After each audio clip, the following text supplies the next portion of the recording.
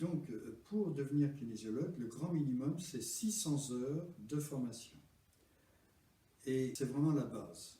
Et après, c'est vraiment une base qui me semble de plus en plus limite par rapport aux techniques nouvelles qui se développent depuis maintenant un certain temps et qui ont été vraiment validées par l'expérience. Donc pour nous, nous considérons que 850 heures, qui correspond au titre de kinésiologiste, est nettement préférable. Et puis, kinésiologiste, syntonicien. C'est la syntonisation, c'est simplement la faculté que le kinésiologue, donc il est déjà kinésiologue, il devient syntonicien lorsqu'il a développé, on va dire, le sens de la mise en relation avec la profondeur de la personne. C'est un terme tiré des télétransmissions, c'est trop technique, je ne vais pas me lancer là-dedans. Donc après les 850 heures, il y a un niveau nettement plus avancé que nous envisageons de développer. C'est le niveau de eutimiste, c'est-à-dire ce qui aboutit à accompagner la personne dans une vie faite, quelles que soient ses circonstances de vie, de calme, de tranquillité, de sérénité. Ce sont des termes qu'on a choisis en fonction de leur origine étymologique. Voilà. C'est vrai que ça, c'est un mot qu'on va peut-être utiliser de plus en plus dans les temps futurs. L'euthymie, je ne connaissais pas le mot avant de faire cette vidéo. L'euthymie, vous regarderez sur le dictionnaire, c'est un mot qui, je pense, aura une grande portée dans les temps prochains, parce que c'est le calme et la tranquillité intérieure. Je pense que c'est certainement ce à quoi vous aspirez, ce à quoi chacun aspire et ce pour lequel on veut vraiment avoir un monde qui baigne dedans, parce que quand on est dans cette euthymie, on a plus la possibilité d'être dans la paix, et je pense que chacun a envie d'avoir ça, qu'elle soit paix mentale et physique. Ça, c'est hyper important. Jean-Claude, si je te dis, avant de terminer, août 1980, wow. Est-ce que tu peux nous dire, c'était la semaine dernière, hein, la semaine dernière. Août 1980, nous sommes avec ma femme dans notre premier village d'été du Centre d'études de médecine douce, créé en 1976. Et là, on organise des stages qui sont complets déjà à l'époque. Et parmi nous, il y a un kiné-ostéopathe qui arrive des États-Unis et qui anime un stage de santé par le toucher. C'était qui, là? Comment il s'appelle? Beretta. Beretta. D'accord. Voilà. Qui est toujours, je crois, en activité, hier, mais je ne sais pas où. Et donc, il anime ce stage que ma femme suit, mais que je ne suis pas, parce que moi-même, j'anime d'autres stages. À l'époque, j'étais psychothérapeute, j'étais kiné-ostéopathe aussi. Et voilà, ce qui est intéressant quand même à signaler, c'est qu'à la fin de ce stage, ma femme me dit, c'est extraordinaire, ça va t'intéresser, tu connais déjà l'acupuncture, donc ça te sera facile. Bref, ce stage santé par le toucher ne m'intéresse pas.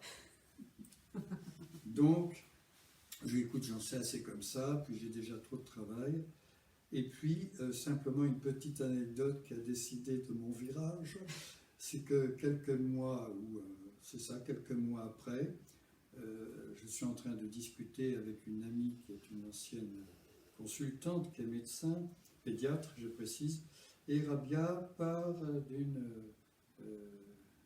consultation et simplement avec un enfant qui va beaucoup mieux qu'avant, que la copine pédiatre reconnaît, mais c'est quand même surprenant.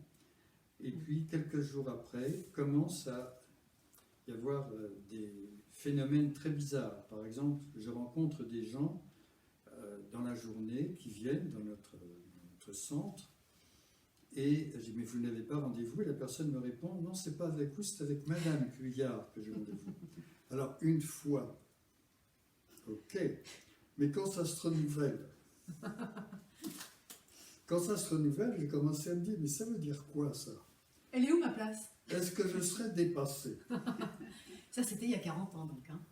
Il y a 40 ans. Ouais, vous étiez les pionniers, hein. C'est bien de rappeler ça. Et donc, à ce moment-là, je me suis dit, il faut quand même que... Bon, et à ce moment-là, vraiment, je me suis formé, ça a été extrêmement vite après. Oui. Extrêmement vite. Extrêmement vite, et puis aussi dans l'air du temps, parce qu'il y a 40 ans, les gens voulaient aussi avoir des techniques douces, naturelles, de bien-être, de développement personnel.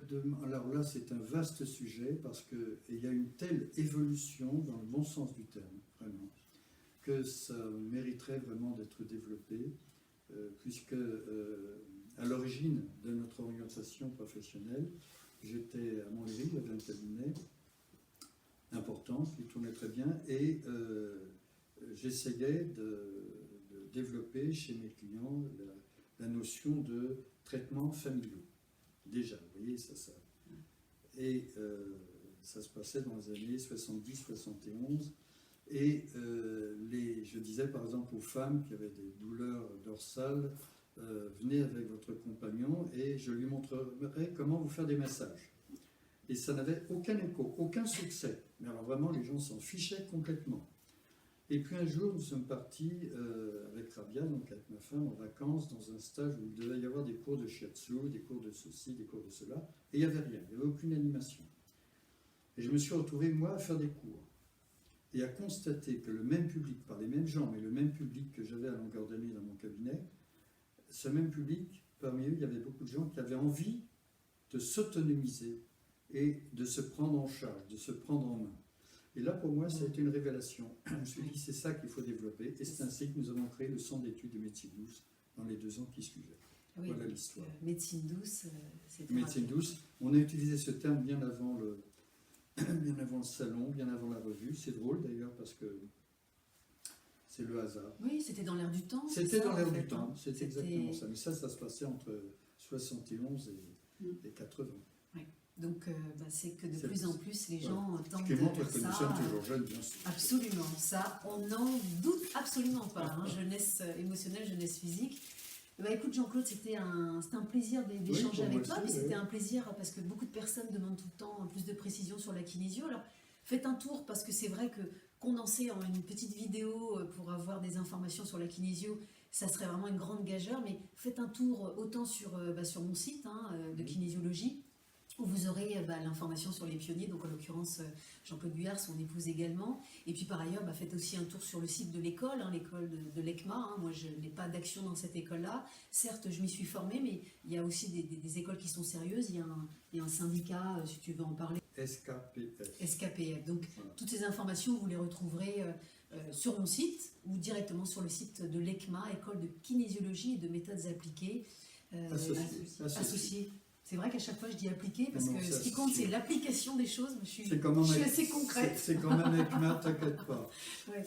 Donc c'est vrai que c'est intéressant. Écoutez, j'espère que... kinésiologie.fr aussi. Oui, kinésiologie.fr. Écoutez, j'espère que cette vidéo vous a plu. J'espère que vous avez appris des informations que vous n'aviez peut-être pas connues ou eu vent, mais que ça puisse au moins vous apporter des solutions et des réponses pratiques pour que vous puissiez être au mieux de votre forme, parce que c'est tout ce qu'on peut souhaiter, même que ce soit 365 jours dans l'année. Ce qui compte, c'est d'être déjà dans sa santé physique, émotionnelle, relationnelle, puis après, celle qui va avec le vaste monde.